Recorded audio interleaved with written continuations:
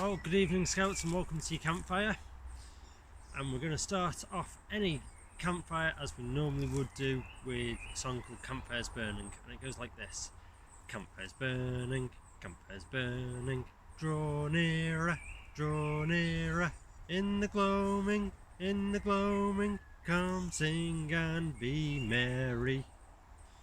Okay, so we'll go through one more time, join in if you know the words. If not, learn them really quick. Campfire's burning, draw nearer, in the gloaming, come sing and be merry. Now we've got a few leaders that have contributed, a few families as well from various different groups around the district. So we're now going over to Stephen from First Burton, and he's got the penguin song for us. Over to you, Stephen. Off we go. Best of luck, enjoy. Have you ever seen a penguin come to tea? Take a look at me, a penguin you will see. Penguins, attention, penguins begin. Right on. Have you ever seen a penguin come to tea? Take a look at me, a penguin you will see. Penguins, attention, penguins begin. Right arm, left arm. Have you ever seen a penguin come to tea? Take a look at me, a penguin you will see. Penguins, attention, penguins begin. Right arm, left arm, right leg. Have you ever seen a penguin come to tea? Take a look at me, a penguin you will see. Penguins, attention, penguins begin. Right arm, left arm, right leg, left.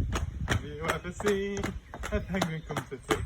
Take a look at me, a penguin you will see. Penguins, attention, penguins begin. Right arm, right leg, nod your head. Have you ever seen a penguin come to tea?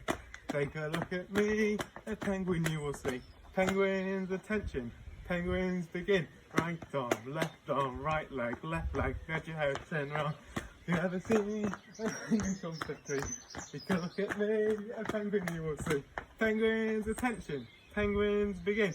Right arm, right leg, nod your head, turn around, stick your bum out. Have you ever seen a penguin come to tea? Take a look at me, a penguin you will see.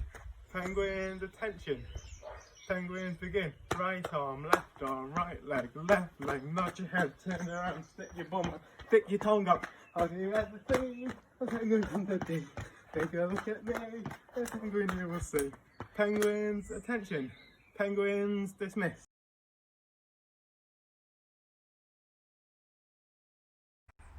As we said before, we've got a few groups that have done various different songs for us.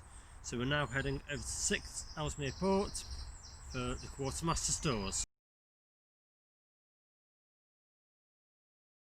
There were peas with little knobbly knees in the stores, There were peas with little knobbly knees in the quartermaster's stores.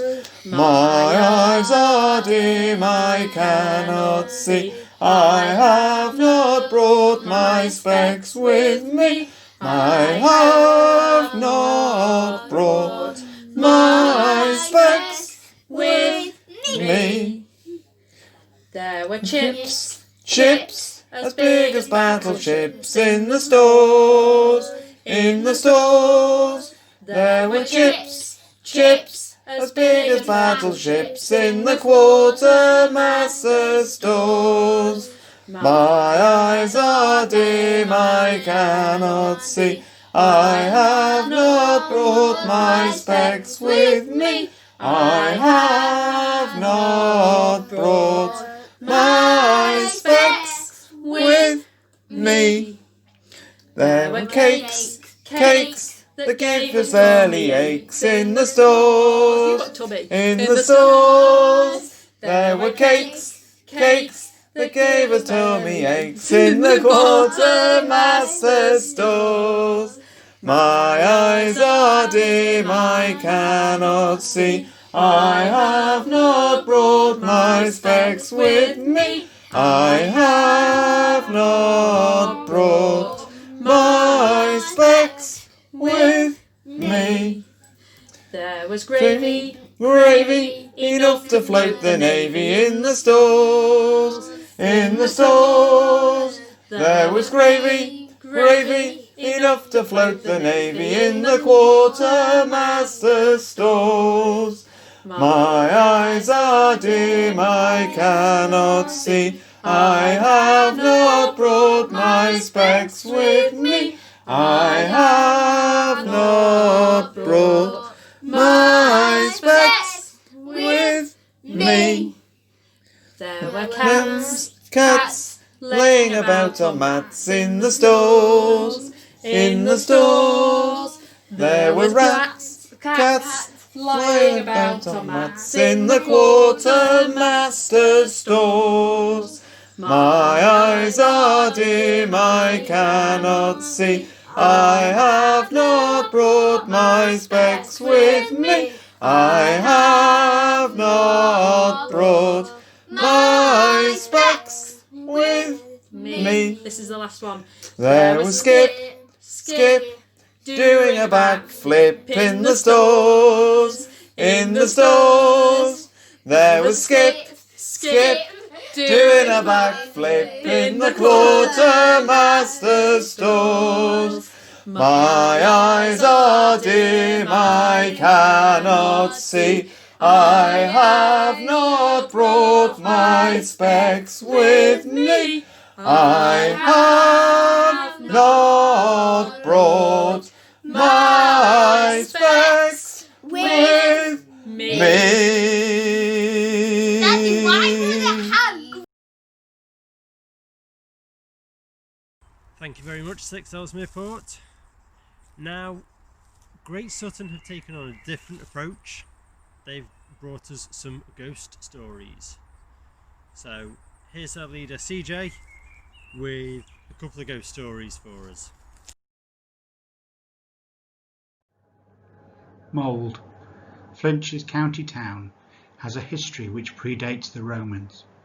The centrepiece of the town is its Bailey Hill, a partly natural, partly man-made formation which rises above the elegant Gothic parish church of St Mary's to provide a landmark for miles around.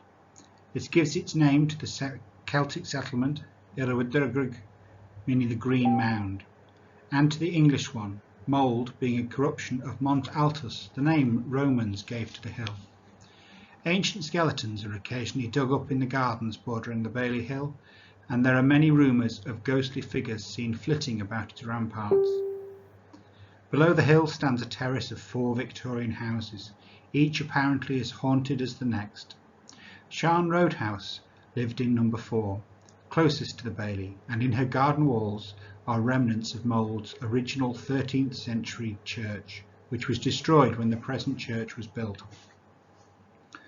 A chunk of Gothic masonry, perhaps forming part of a window, is set beside 4 carved heads of a distinctly Celtic design, and they serve as reminders that the houses are situated in the oldest parts of the town. The earliest settlement would have been around the Motte and Bailey. Perhaps it is the age of this land which has given the houses built upon it such supernatural sensitivity. Number 4 has been troubled by ghostly activity of a varied and often frightening nature for some years. They've centred most recently on a bedroom at the top of the stairs. "It's one of the rooms we use for paying guests," said Sharn, "and 1 or 2 have felt a presence in there recently. Chloe, a young girl, one of our lodgers, I remember coming down one morning for breakfast looking a little pale, and I asked her if she'd had a good night. 'No,' she said, 'I was woken up in the middle of the night with this eerie feeling there was someone in the room with me, and then the bed started shaking. I've been awake ever since with the light on.' I offered her another room, but she said no, she'd rather stay there. She found it all fascinating. Similar things happened for the next couple of nights, and then nothing more. The window of another room, one which was once used by the maid of the Victorian household, refused to stay closed. For months Sharn would find it open every Saturday morning, having been opened mysteriously every Friday night. Sean tried sticking sellotape over the latch to keep it shut, but to no avail. It would be found open in the morning just the same. Sean took up the story. While this was going on, a lodger moved into the room, and he had a startling experience one night. He was woken up by the knocking on the window, kind of rapping. Then suddenly the window slammed open and it banged about, backwards and forwards, backwards and forwards. He jumped out of bed in consternation and then caught a glimpse of a figure disappearing downstairs. Who? We don't know.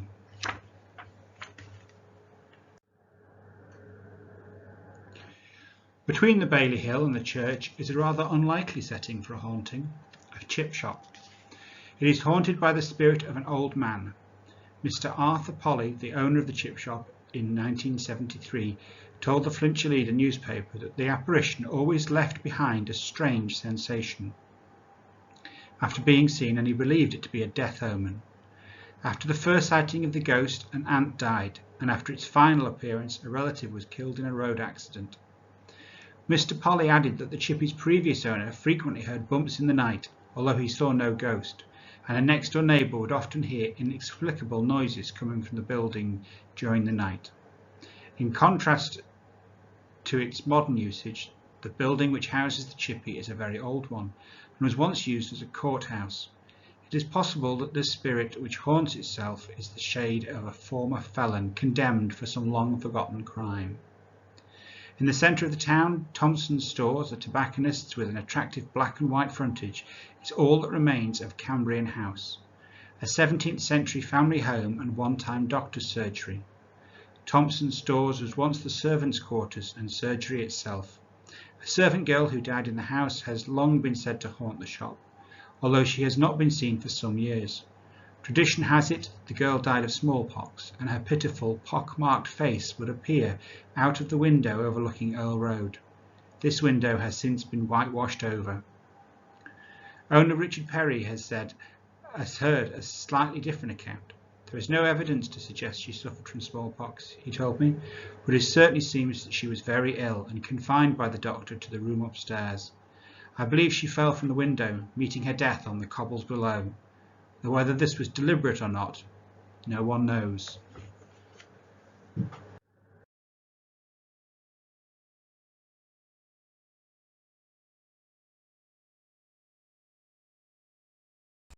Thank you very much, CJ.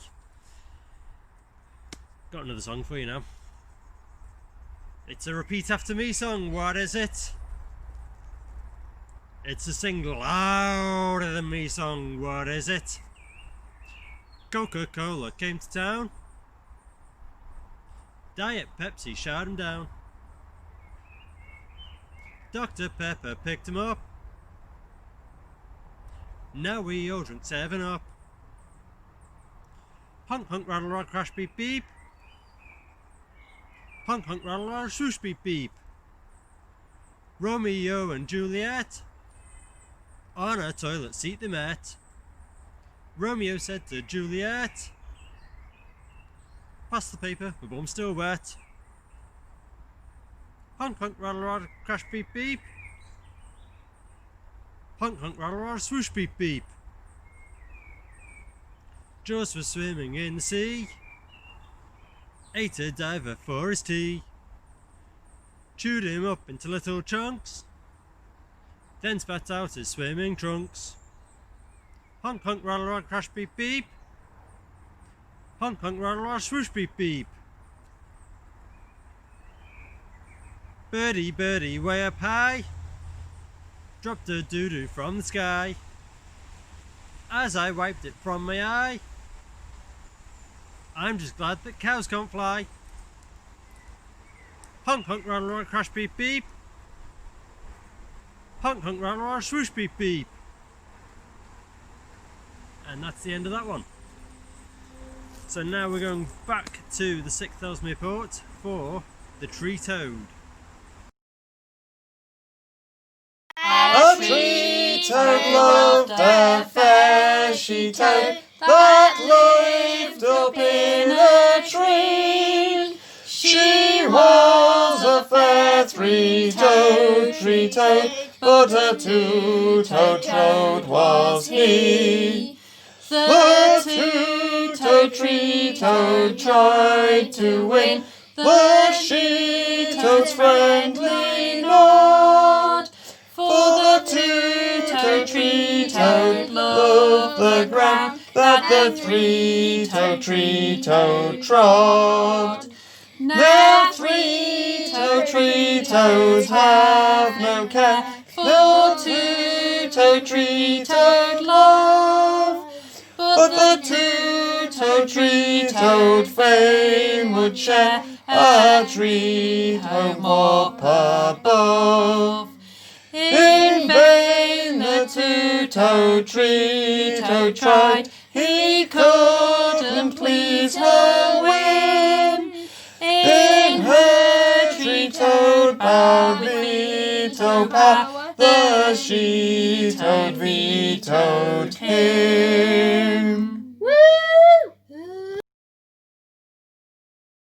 So we've now got our Assistant County Commissioner for Explorer Scouts, Graham Proctor, who's going to give us one of his favourite campfire songs.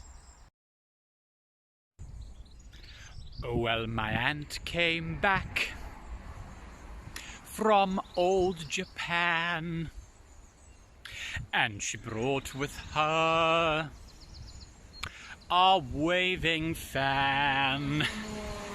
Oh, well, my aunt came back from Scarborough Fair, and she brought with her a folding chair. Oh, well, my aunt came back from New Jersey, and she brought with her a New Jersey.